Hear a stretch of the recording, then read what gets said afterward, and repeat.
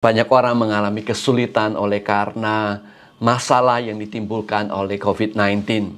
Tapi saya percaya bahwa pemeliharaan Tuhan selalu cukup dalam kehidupan kita, dan sebagai orang percaya, kita percaya bahwa Allah selalu mencukupi kebutuhan kita. Amin. Nah, saudara, Alkitab membicarakan mengenai uang itu banyak sekali. Namun sayang sekali banyak orang tidak mengerti, banyak orang hanya mengerti akan prinsip-prinsip yang diajarkan oleh dunia. Nah, Alkitab sama sekali tidak melarang orang percaya untuk menjadi kaya, tetapi Alkitab mengingatkan kepada kita, janganlah jadikan itu sebagai tujuan dalam kehidupan kita. Kita bisa tetap hidup bahagia, kita tetap bisa bersuka cita di dalam segala keadaan di mana Tuhan izinkan dalam kehidupan kita. Dan janganlah kita memberhalakan uang, mendedikasikan seluruh hidup kita hanya untuk uang saja. Janganlah kita mencintai uang. Dan Alkitab juga mengingatkan kita supaya kita jangan memilih kenikmatan sementara yang diberikan oleh uang, apabila kita harus mengorbankan kesucian, kekudusan, dan mengorbankan iman kita. Alkitab berbicara banyak sekali mengenai uang. Tetapi banyak orang Kristen sekalipun hanya belajar daripada dunia mengenai prinsip keuangan. Nah, berikut ini ada beberapa ungkapan lucu tentang uang, tetapi mengandung makna yang cukup penting bagi kehidupan kita di dunia ini, bahwa uang itu sangat berpengaruh dalam kehidupan manusia. Salah satunya adalah bahwa uang tidak bisa membeli kebahagiaan. Kita sering mendengar itu. Tetapi punya uang lebih bahagia daripada tidak punya. Dan ini memang ada kebenarannya juga, saudara. Tetapi orang yang banyak uang sekalipun belum tentu bisa bahagia. Dan orang yang tidak banyak uang pun tidak berarti bahwa mereka tidak bisa bahagia, tentu saja. Ungkapan lucu yang kedua adalah sewangi-wanginya bau parfum, jauh lebih wangi bau uang baru. Ini adalah ungkapan yang cukup lucu, tetapi cukup benar bagi banyak orang. Yang ketiga, dikatakan tanggal tua, lihat label kemasan Aqua, kayak lihat 50 ribuan. Kemudian yang keempat, serem ngelihat isi dompet, isinya Patimura nodongin golok. Yang kelima, uang tidak bisa dibawa mati. Tapi kalau tidak punya uang, rasanya mau mati. Tentu saja ini sesuatu yang benar bagi banyak orang yang sedang bergumul dalam hal keuangan. Berikutnya adalah uang tidak menjamin kebahagiaan, tetapi tidak punya uang lebih tidak terjamin lagi. Ini tentu saja sangat benar dalam banyak hal, saudara. Dikatakan ada orang berdoa demikian, ya Tuhan, aku tidak minta yang muluk-muluk, cuma mau uang yang banyak saja. Kemudian berikutnya adalah cari uang itu gampang, cuman mendapatkannya yang susah. Nah, saudara, meskipun ini adalah sejenis lelucon, tetapi menggambarkan realitas pentingnya uang dalam kehidupan manusia di muka bumi ini. Nah, sekali lagi, saudara, bahwa kita itu perlu memiliki perspektif uang yang benar. Jangan sampai kita sebagai orang percaya menjadi orang yang kaya namun hidup di dalam penderitaan, kesusahan, kedukaan, dan kekecewaan.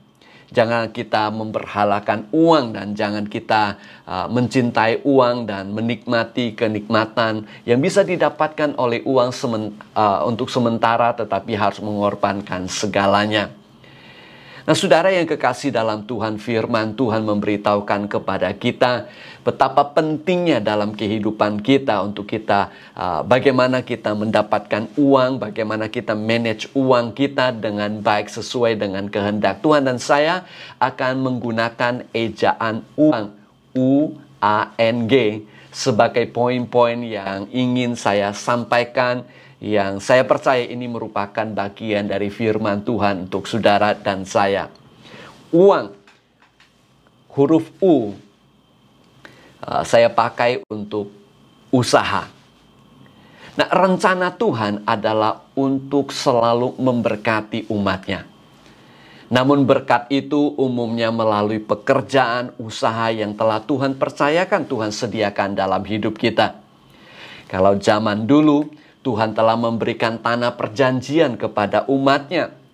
Namun sebagai umat Tuhan, bangsa Israel yang berada di tanah perjanjian, mereka harus berusaha, bercocok tanam, beternak, untuk mendapatkan kelimpahan yang telah Tuhan janjikan kepada mereka. Demikian juga dengan umat Tuhan sekarang ini. Sekalipun Allah menjanjikan untuk memelihara kita, mencukupkan segala kebutuhan kita, memberikan kelimpahan bagi kita, tetapi Tuhan memberkati kita, menyediakan berkat dalam hidup kita juga melalui pekerjaan, usaha yang telah Tuhan percayakan kepada kita. Dan dengan demikian Tuhan memberkati kita. Dengan kata lain, untuk mendapatkan uang, kecuali dalam kasus-kasus tertentu, maka kita harus berusaha.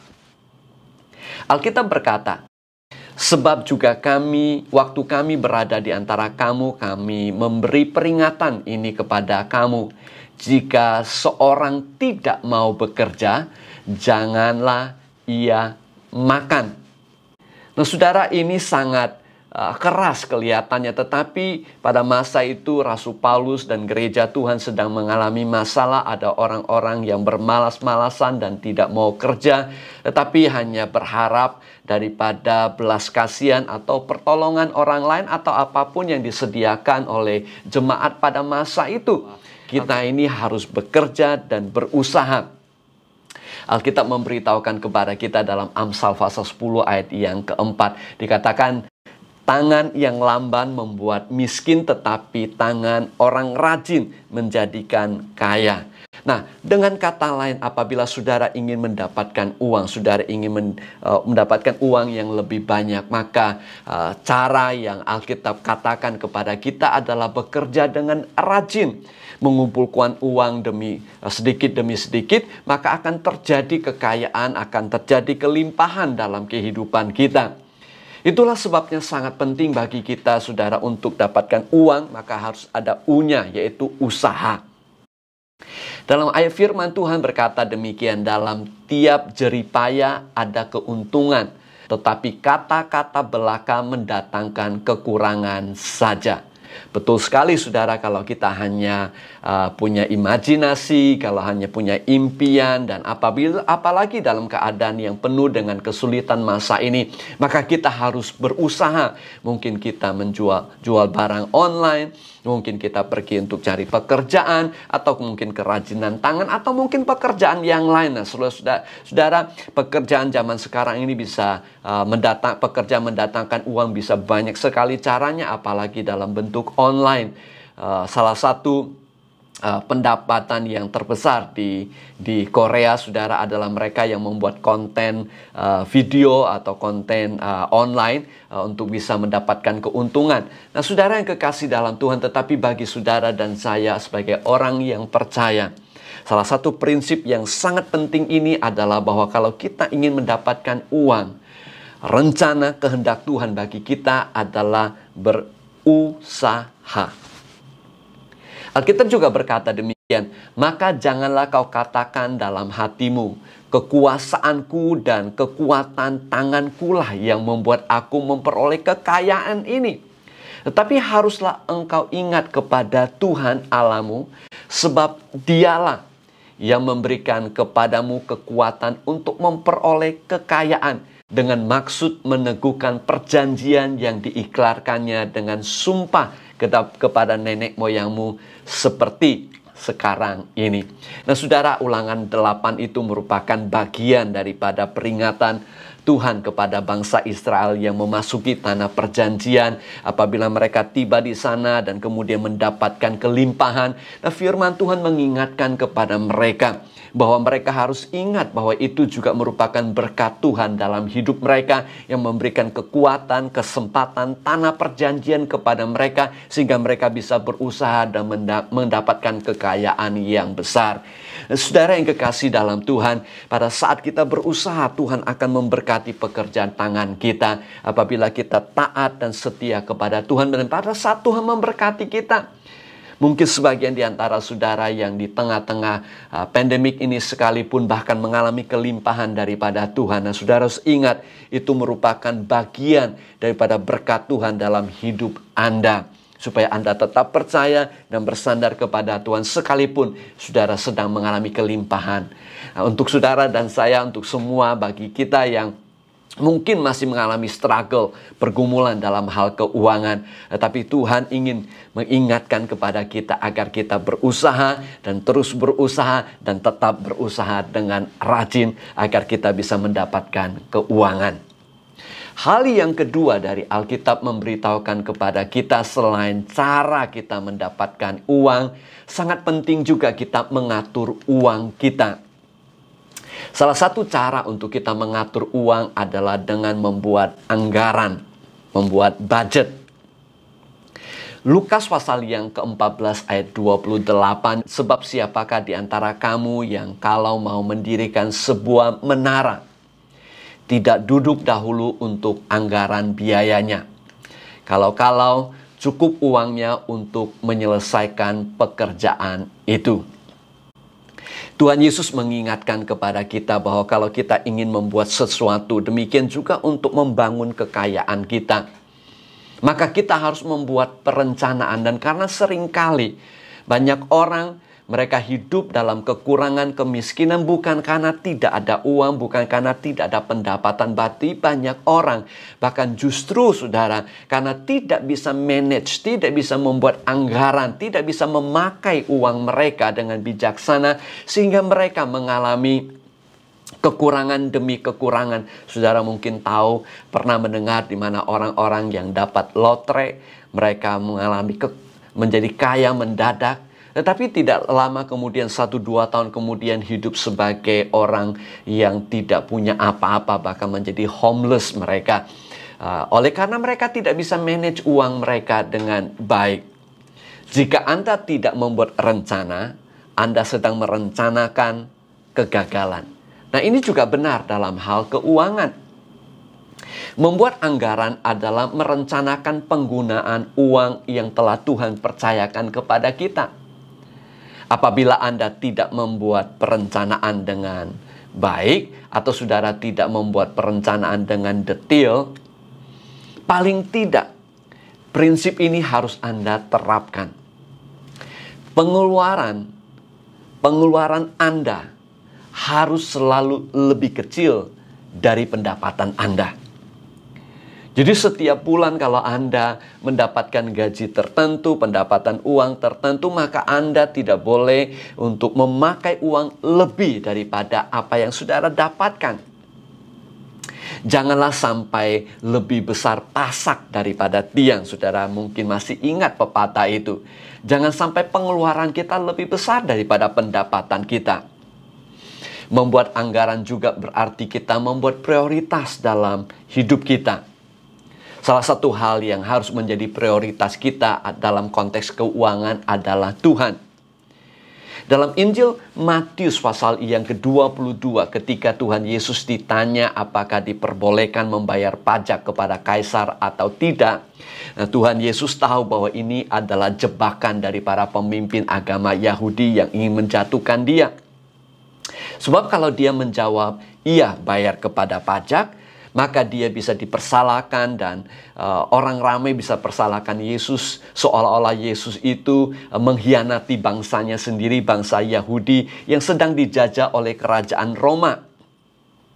Tetapi apabila Yesus menjawab tidak boleh membayar pajak kepada kaisar, maka dengan gampang Yesus dipersalahkan sebagai seorang pemberontak di depan mata pemerintahan Roma yang sedang menjajah mereka, sehingga Yesus bisa ditangkap oleh tentara Romawi. Jawaban Tuhan Yesus adalah, berikanlah kepada kaisar apa yang wajib kamu berikan kepada kaisar, dan kepada Allah apa yang wajib kamu berikan kepada Allah.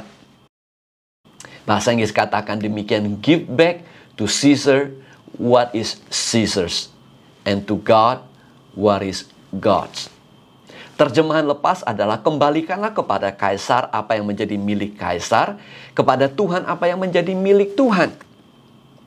Tentu saja bicara soal milik kaisar itu berbicara mengenai pajak pada masa itu. Demikian juga buat kita sebagai warga negara di mana kita tinggal, apabila kita punya pendapatan dan diharuskan bayar pajak, maka kita membayar pajak kita karena itu milik negara.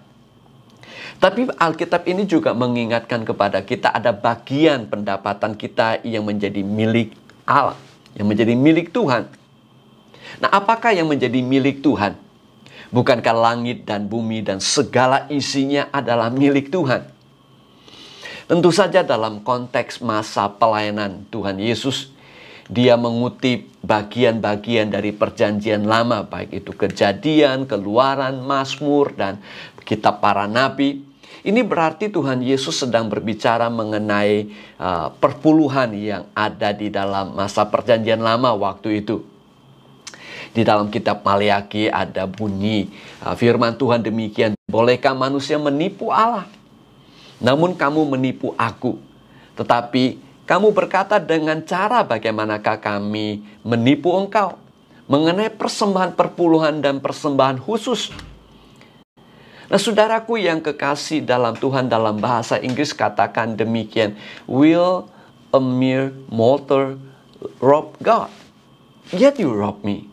Istilah terjemahan Indonesia sehari-hari bisa kita katakan demikian. Tuhan berbicara kepada umatnya pada masa itu, bolehkah umat Tuhan manusia merampok Tuhan? Bahasa Indonesia masih cukup halus, menipu Tuhan.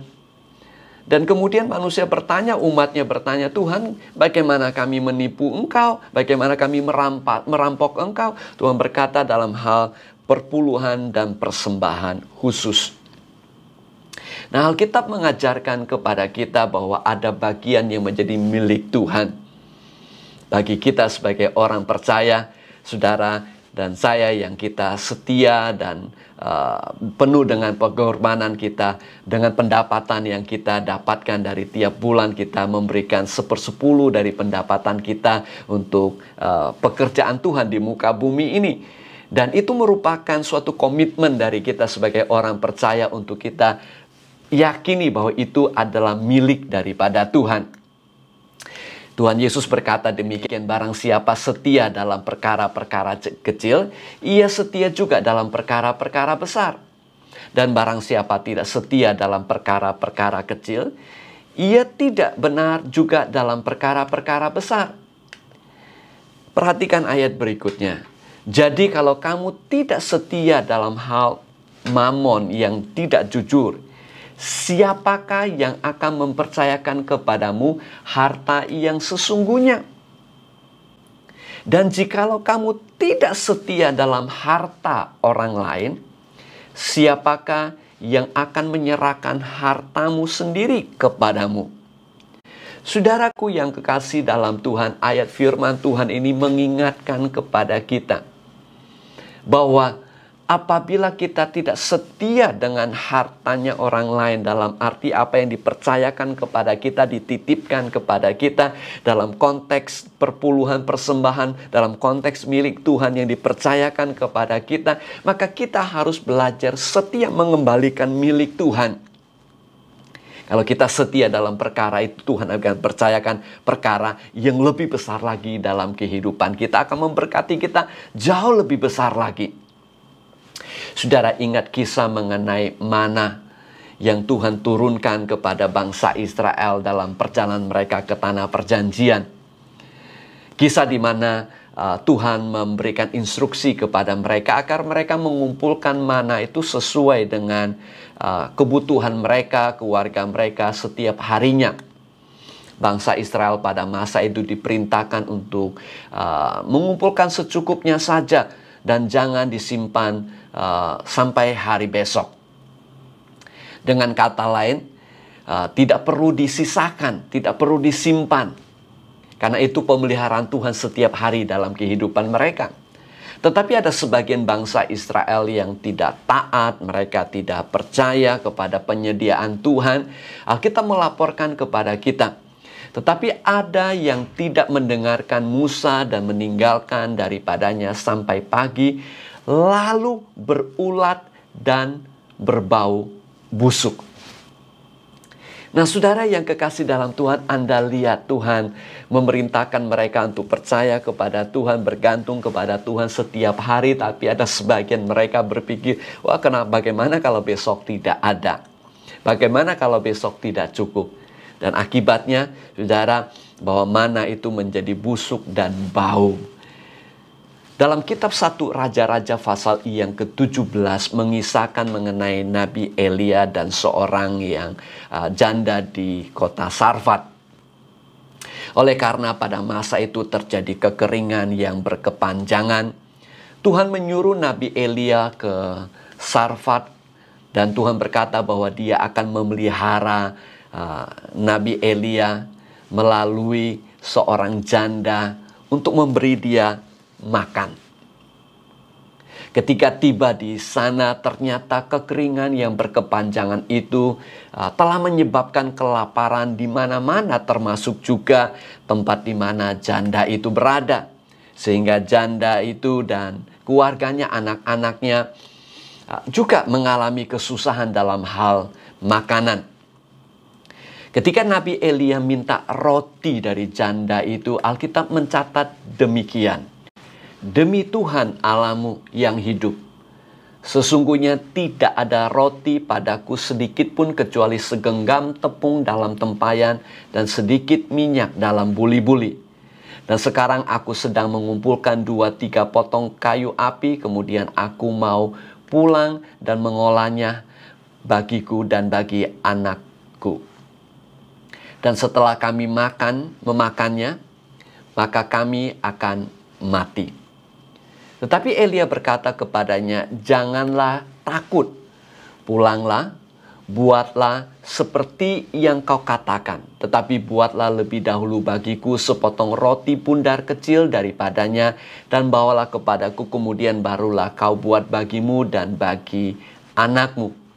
Sebab beginilah firman Tuhan Allah Israel, tepung dalam tempayan itu tidak akan habis dan minyak dalam buli-buli itu pun tidak akan berkurang sampai pada waktu Tuhan memberi hujan ke atas muka bumi. Lalu pergilah perempuan itu dan berbuat seperti yang dikatakan Elia. Maka perempuan itu dan dia serta anak perempuan itu mendapat makan beberapa waktu lamanya. Tepung dalam tempayan itu tidak habis dan minyak dalam buli-buli itu tidak berkurang seperti firman Tuhan yang diucapkannya dengan perantaraan Nabi Elia. Ayat berikutnya mencatat bahwa anak janda itu menjadi sakit di kemudian hari dan akhirnya mati. Namun Elia berdoa kepada Tuhan dan Tuhan mendengarkan doa Nabi Elia. Anak itu hidup kembali. Ternyata saudara, sikap janda di Sarfat yang memprioritaskan Tuhan dan mendapatkan balasan yang jauh lebih besar dari Tuhan. Ketaatannya telah mendatangkan kehidupan kepada anaknya. Bukan saja makanannya dicukupi, pemeliharaan Tuhan dalam hidupnya, dan ketika anaknya sakit dan mati sekalipun Tuhan membangkitkan dia. Nah, saudara yang kekasih dalam Tuhan, demikian juga dengan kita. Apabila kita memprioritaskan Tuhan di dalam anggaran keuangan kita, pemakaian uang kita, maka saya yakin Tuhan pasti pelihara bahkan kebutuhan kita yang tidak pernah kita bayangkan. Tuhan juga akan mencukupi. Usahakan mengembalikan milik Tuhan. Karena itu merupakan hal yang sangat penting, dan jadikan itu sebagai prioritas utama dalam kita menganggarankan keuangan kita. Alkitab berkata, muliakanlah Tuhan dengan hartamu dan dengan hasil pertama dari segala penghasilanmu.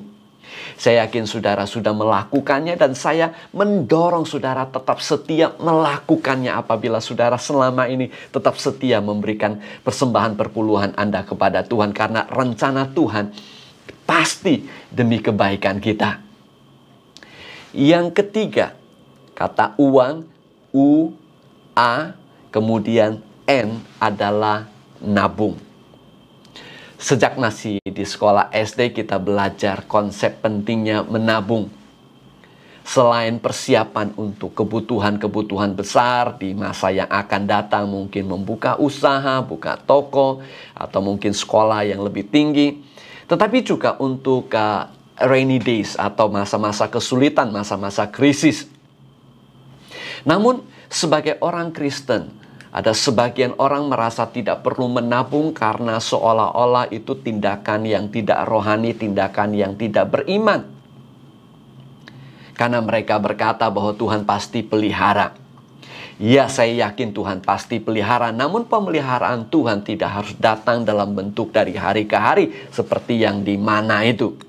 Tetapi juga bisa dalam bentuk mingguan, bulanan, bahkan bertahun-tahun. Kepada bangsa Israel, Tuhan memberikan konsep bercocok tanam dengan prinsip tahun Sabat. Saudara masih ingat, di mana tahun yang ke-7 bangsa Israel tidak menabur dan mereka juga tidak menuai hasil dari panen tahun-tahun sebelumnya. Mereka pakai untuk kebutuhan tahun yang ke-7 itu. Nah, Anda juga mungkin masih ingat kisah mengenai usulan Yusuf kepada Raja Mesir pada waktu itu agar dia menyimpan hasil gandum selama masa kelimpahan itu, dan kemudian supaya mereka bisa menghadapi kelaparan yang akan terjadi di masa yang akan datang. Dan sebagai akibatnya, saudara, bukan saja bangsa Mesir dipelihara dan bisa melewati masa kelaparan, bahkan itu juga menjadi berkat dalam kehidupan keluarga daripada Yusuf, yaitu ayahnya dan saudara-saudaranya, dan kemudian seluruh bangsa Israel. Oleh karena itu, tidak ada alasan rohani bagi kita untuk tidak mempraktekkan prinsip ini, yaitu nabung. Yaitu kita menyisihkan sebagian dari hasil pendapatan kita untuk cadangan di masa yang akan datang. Jadi dalam membuat anggaran, kita harus membuat anggaran untuk menabung. Kalau kita mendapatkan jumlah tertentu, selain kita mengutamakan Tuhan, mengembalikan yang menjadi milik Tuhan, kita juga menyisihkan sebagian. Tidak kita pakai semua. Alkitab berkata demikian di dalam firman Tuhan, berkata, "Hai pemalas, pergilah kepada semut, perhatikanlah lakunya dan jadilah bijak. Biarpun tidak ada pemimpinnya, pengaturnya atau penguasanya, dia menyediakan rotinya di musim panas dan mengumpulkan makanannya pada waktu panen." Jadi dia bekerja, dia kumpulkan, dia simpan, kalau ada musim dingin datang, dia tetap bisa makan. Apabila kita tidak membutuhkan dana tabungan itu sekalipun, itu masih bisa dipergunakan oleh anak cucu kita. Alkitab berkata demikian, orang bijak meninggalkan warisan bagi anak cucunya, tetapi kekayaan orang berdosa disimpan bagi orang benar. Dengan kata lain, orang yang menabung, orang yang menyisihkan sebagian pendapatannya untuk masa yang akan datang, itu adalah orang yang bijak. Harta kekayaannya tidak dihabiskan begitu saja. Sekalipun saat-saat tertentu mungkin Anda tidak bisa menabung, tetapi paling tidak janganlah berhutang di mana tidak perlu. Kecuali mungkin untuk dana kerja, dana usaha, mungkin kebutuhan primer. Alkitab tidak menyebutkan bahwa kalau kita utang itu dosa, tidak. Tetapi itu adalah tindakan yang tidak bijaksana. Apabila kalau meminjam uang bukan untuk sesuatu yang esensial, Alkitab berkata yang berutang menjadi budak dari yang menghutangi. Ini sangat benar pada masa dulu dan zaman sekarang itu juga tidak terlalu jauh bedanya.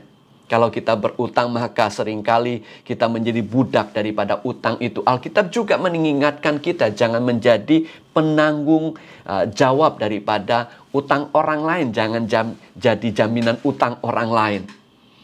Anda mungkin pernah mendengar orang bebali adalah orang yang membeli barang yang dia tidak butuh dengan uang yang dia tidak punya untuk membanggakan diri di depan orang yang dia tidak suka.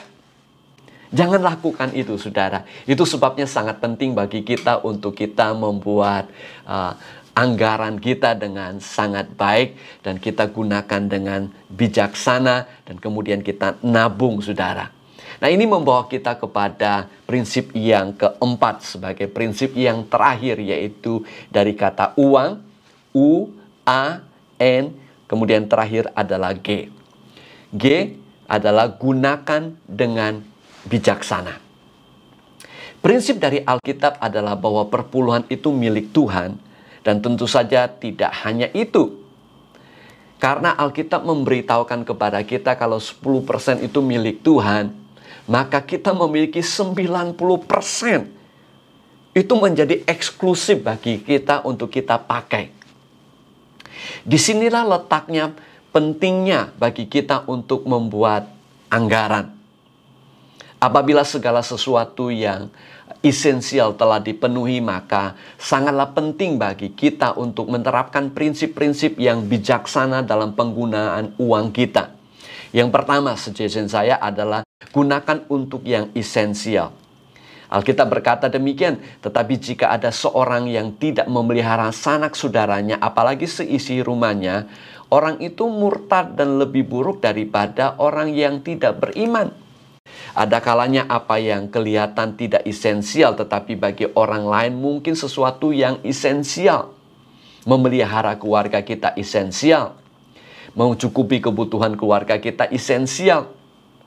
Tetapi mungkin ada perkara-perkara yang kelihatannya bagi kita tidak esensial, tapi mungkin esensial bagi orang itu. Saya ingat sebuah kisah mengenai seorang pendeta, seorang hamba Tuhan yang merenovasi rumahnya sedemikian rupa, kelihatan seolah-olah itu sangat mewah. Oleh karena harus didesain sedemikian rupa. Banyak orang mengetahui hal itu, mulai membicarakannya dan menganggap pendeta ini suka bermewah-mewah. Tetapi ternyata pendeta itu hanya berusaha untuk menyiapkan rumahnya sedemikian rupa supaya istrinya masih bisa berfungsi dengan baik sekalipun saat nanti dia menjadi buta. Ternyata karena istrinya divonis oleh dokter bahwa tidak lama lagi maka mata istrinya akan menjadi buta. Kisah lain yang saya juga dengar mengenai seorang suami yang membawa istrinya liburan ke luar negeri. Bagi kita sebagian besar mungkin itu sesuatu yang luxury, mungkin sesuatu yang mewah, sesuatu yang gak esensial lah. Apalagi ketika itu mereka hidup pas-pasan, bahkan dalam kesulitan. Dan kadang mungkin orang sekitarnya juga membantu mereka. Tetapi ketika mengetahui bahwa pasangan ini jalan-jalan ke luar negeri dan kemudian juga ke negara yang agak lumayan mahal, orang-orang mulai komplain, ngomel.